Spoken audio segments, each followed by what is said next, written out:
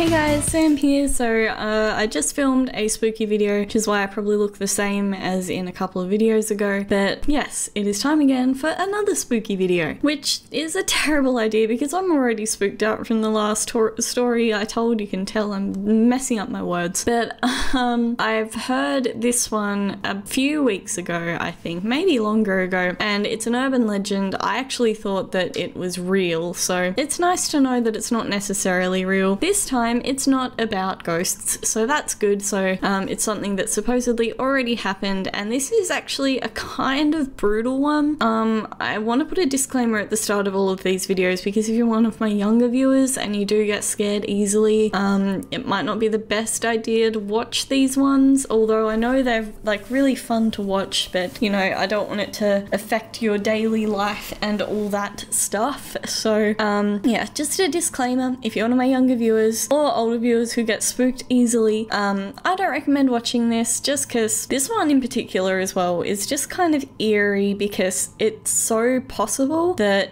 it just kind of makes you quiver, you know? To think that this kind of thing could have possibly happened. So, okay, without further ado, again, I have the story in front of me. I do know it off by heart, so I could tell it in my own words, but I do want to get all the details right, so I'm just going to be reading it directly off the screen. I might put in some images like here or something, even though there obviously aren't any images of it happening, but just kind of so you can get an idea of it. And yeah, let me know if you like these videos in the comments below. I'm gonna say that now just in case some of you guys are leaving. So yeah, if you like the idea of these videos, then leave me a comment and telling me that you like it, and also while you're down there, be sure to subscribe to my channel and leave a like. So without further ado, I'm just gonna read the story. I procrastinate at the start of all of these. So okay, so the the good way to start, synopsis, that's what it's called. Okay, so towards the end of the 1940s, Soviet researchers sealed 5 prison inmates in an airtight chamber and dosed them with an experimental stimulant gas to test the effects of prolonged sleep deprivation. So if you don't know what that is, that basically means not sleeping. That's the easiest way to put it, not sleeping for as long as they could, so they're keeping them awake with this gas. Their behaviour was observed via two-way mirrors and their conversations monitored electronically. They were promised their freedom if they could go without sleep for 30 days.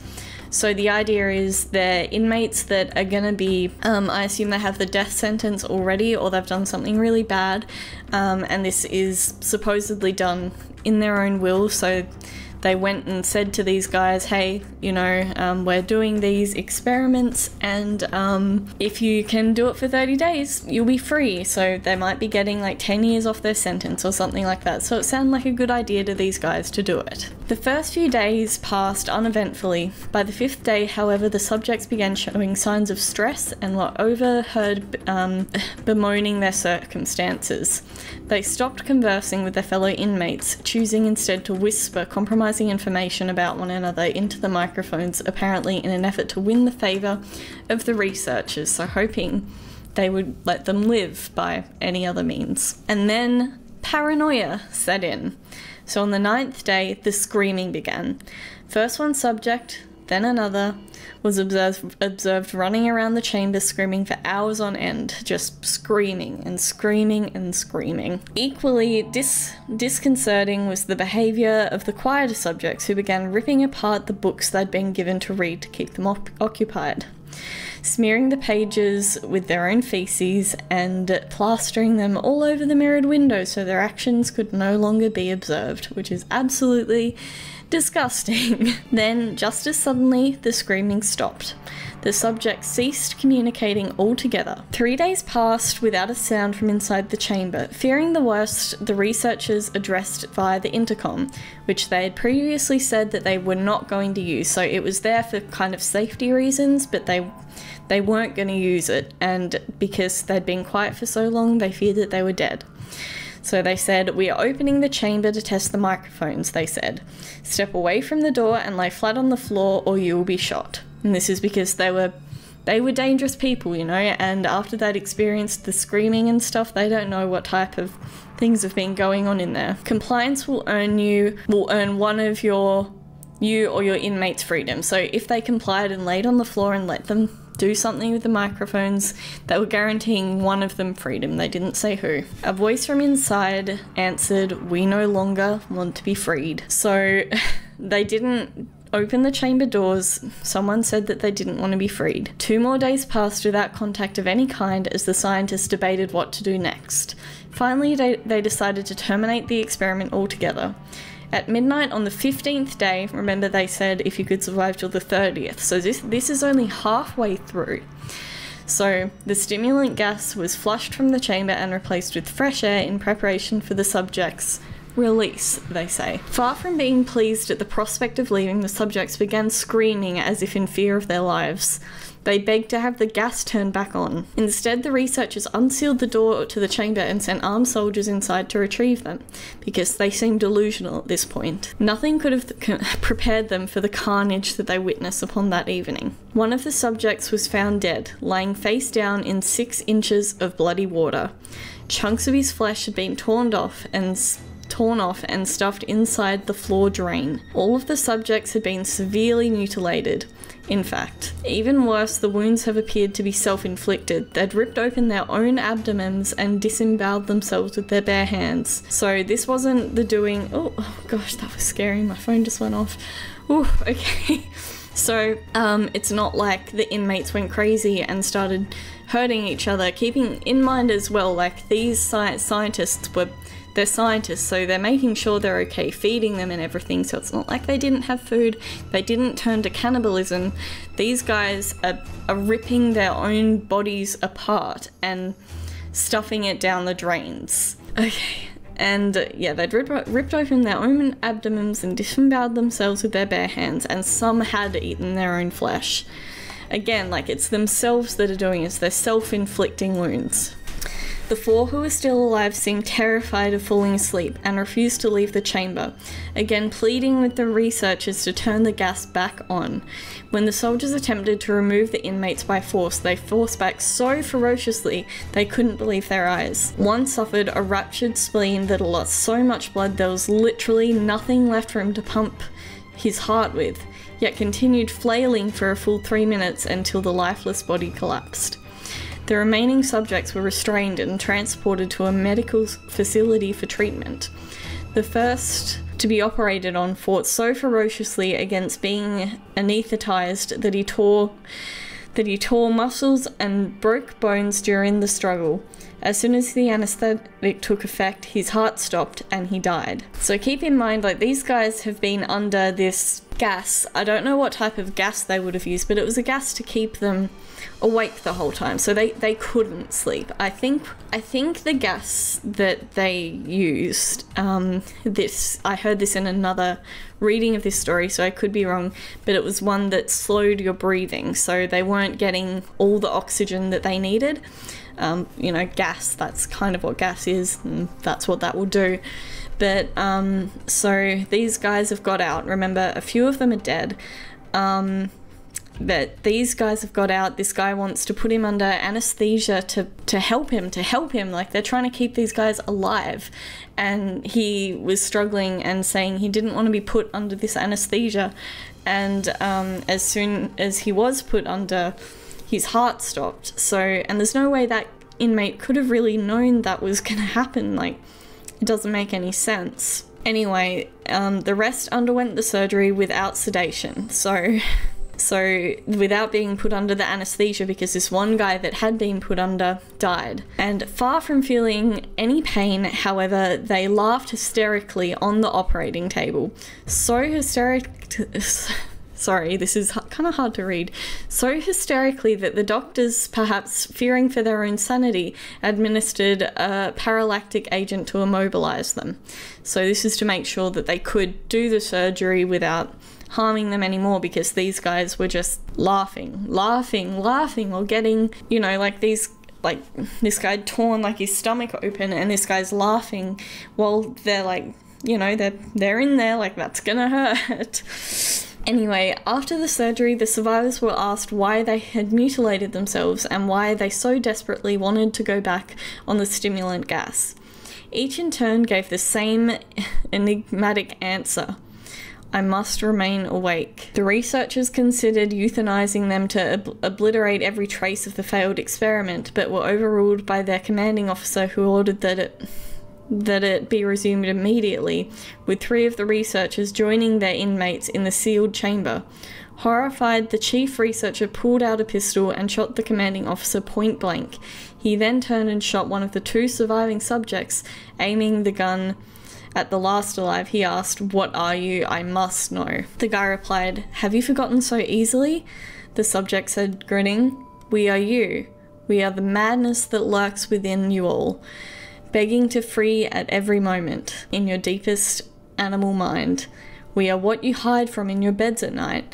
We are what you sedate into silence and paralyze when you go to the nocturnal heaven where we cannot tread." The researcher fired a bullet into the heart.